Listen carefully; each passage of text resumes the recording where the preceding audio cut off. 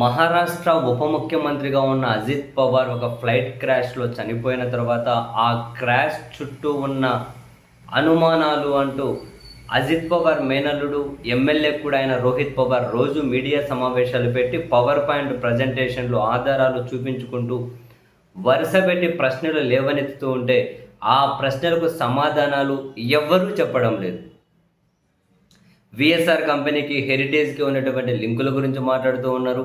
VSR కంపెనీకి, టీడీపీని ముఖ్యులకి ఉన్న లింకుల గురించి మాట్లాడుతున్నారు. ఆయన మాట్లాడడమే కాదు, చాలా ఆధారాలను కూడా చూపెడుతూ ఉన్నారు. ఏ ఒక్క ప్రశ్నకు కూడా అటు కేంద్ర పౌర విమానయాన శాఖ మంత్రి రామ్మోహన్ నాయుడు గారు గానీ, ఇటు హెరిటేజ్ సంస్థ గానీ, లేదా అటు టీడీపీ గానీ ఎక్కడే గనక కిక్కురుమనడం లేదు. కారణం ఏంటో తెలియదు.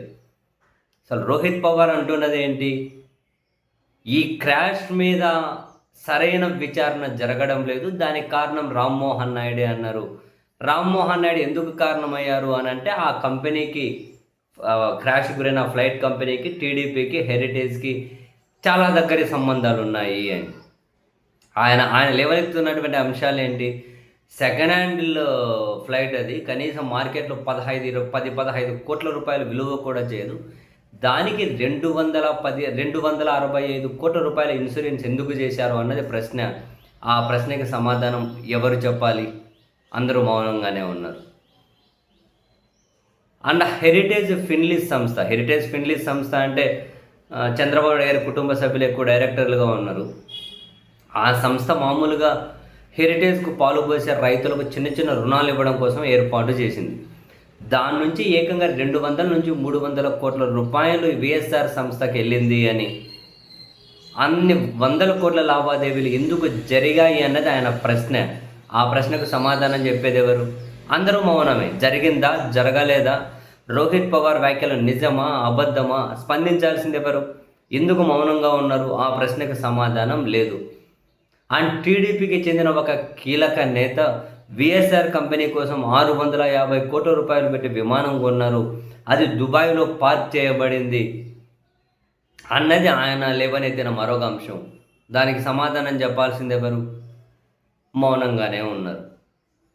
అండ్ చంద్రబాబు నాయుడు గారు, వాళ్ళ కుటుంబ సభ్యులు ఇప్పుడు ఎక్కువగా తిరిగేది కూడా విఎస్ఆర్ ఆ ఫ్లైట్లలోనే. వాళ్ళకంత దగ్గరి సంబంధాలనే దాంట్లోనే తిరుగుతారు అన్నది. సరే, ఎవరు ఎందులోనైనా తిరగచ్చు. అండ్ ఇప్పుడు ఇక్కడ ఈ రోహిత్ పవార్ లేవనెత్తిన ఇంకొక అంశం ఏంటి? అసలు ఫ్యూయల్ అనేది ఆ ఫ్లైట్లో ఇంధనం కావాల్సిన దానికన్నా చాలా ఎక్కువగా నింపారు అని చెప్పి ఆధారాలని చెప్పి ఆయన మాట్లాడుతూ ఉన్నారు. దానికి డీజీసీఏ నిబంధనలు ఉంటాయి. ఎంత అవసరమో అంతే నింపాలి, ఎక్కువ నింపకూడదు.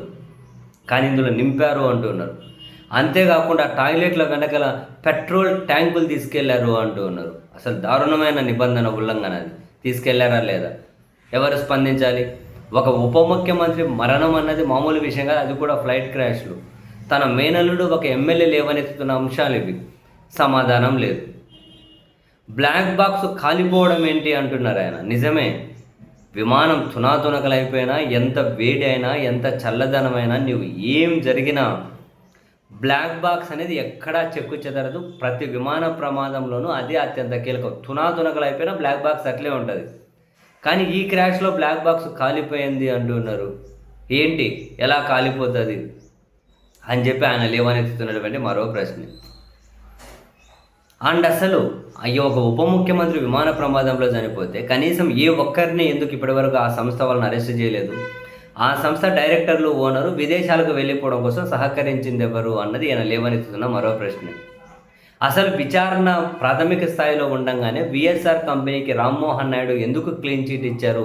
ఎందుకు క్లీన్ చిట్ ఇచ్చారు అంటే, ఆ సంస్థకు హెరిటేజ్‌కి, ఆ సంస్థకు టీడీపీకి ఆర్థిక సంబంధాలు ఉన్నాయి. ఆ ఇద్దరి మధ్య కనుక చాలా వ్యవహారాలు నడుస్తూ ఉన్నాయి. అందుకే క్లీన్ చిట్ ఇచ్చారు అన్నది రోహిత్ పవార్ లేవనెత్తిన అంశం. ఆ ప్రశ్నకు ఆ అంశానికి సమాధానం చెప్పాల్సింది ఎవరు? మొత్తం అందరూ మౌనంగానే ఉన్నారు. ఇంత మౌనంగా ఉంటే మౌనం సమాధానమా?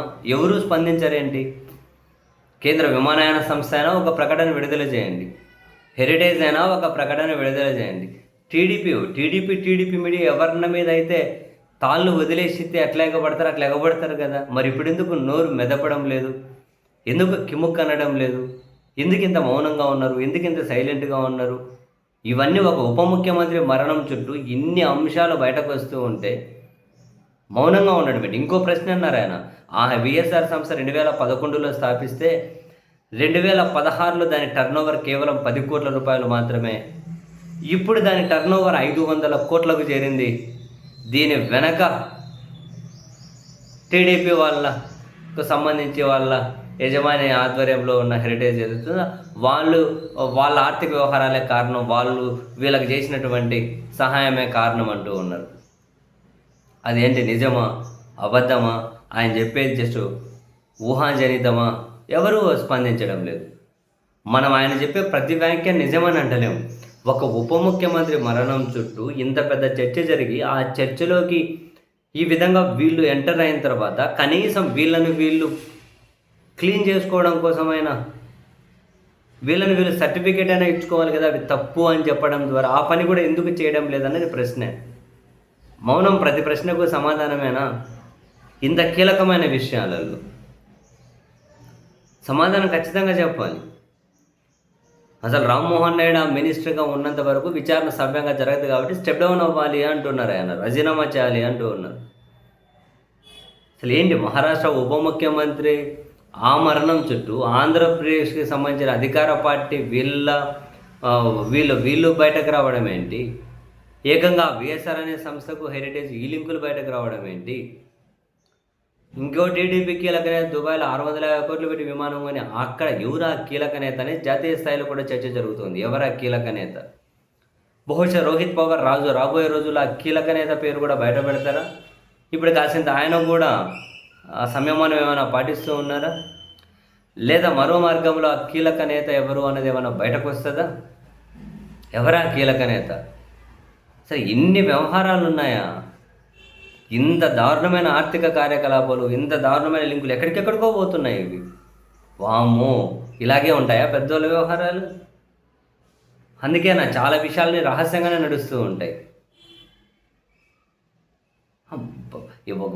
ఒక ఉప ముఖ్యమంత్రి మరణం చుట్టూ డెఫినెట్లీ ఒక ఫెయిర్ ఎంక్వైరీ అనేది ఖచ్చితంగా జరగాలి, ఎవరైనా కానివ్వండి. ఆ ఫెయిర్ ఎంక్వైరీ జరగడం లేదు అన్న తర్వాత కూడా మేము ఫెయిర్ ఎంక్వైరీ జరుపుతున్నామని అయినా కనుక కనీసం ఈ రోహిత్ పవార్ వ్యాఖ్యలకు డైరెక్ట్గా సమాధానం చెప్పకపోయినా ఎవరు ఎలాంటి అనుమానాలు పెట్టుకోవాల్సిన అవసరం లేదు, మేము ఫెయిర్ ఎంక్వైరీ జరుపుతున్నామని చెప్పొచ్చు కదా. అసలు బ్లాక్ బాక్స్ అనేది ఎందుకు కాలిపోయింది, ఎందుకు అది లేకుండా పోయింది అనేది చెప్పొచ్చు కదా. అసలు ఎందుకని నాసిరకంది వాడారా? వాడితే ఎట్లలో చేశారు? బ్లాక్ బాక్స్ ఎందుకు కాలిపోయింది అన్నది తెలియాలి కదా మిగతా వాళ్ళకు కూడా. మరీ దారుణం. అందరూ మౌనంగా ఉండడం ఏంటబ్బా స్వామి.